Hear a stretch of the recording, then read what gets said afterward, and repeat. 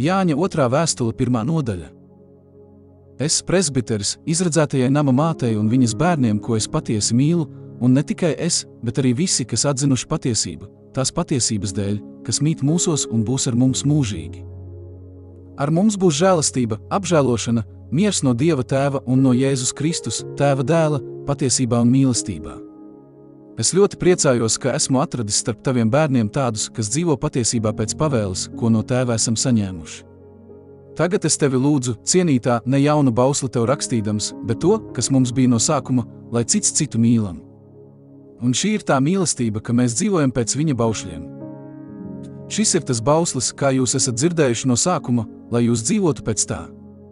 Jo daudzi maldinātāji ir izgājuši pasaulē, kas neapliecina miesā nākušo Jēzu Kristu, tas ir maldinātājs un antikrists. Lūkojieties uz sevi, ka nepazaudējat to, ko mēs esam darbā panākuši, bet ka saņemat pilnu algu. Ik viens, kas aiziet no Kristus mācības un nepaliek tanī, ir bez Dieva, tam, kas paliek šinī mācībā, ir Tēvs un Dēls. Ja kāds nāk pie jums un nesludina šo mācību, tad neuzņemiet viņu savās mājās un nesveiciniet viņu.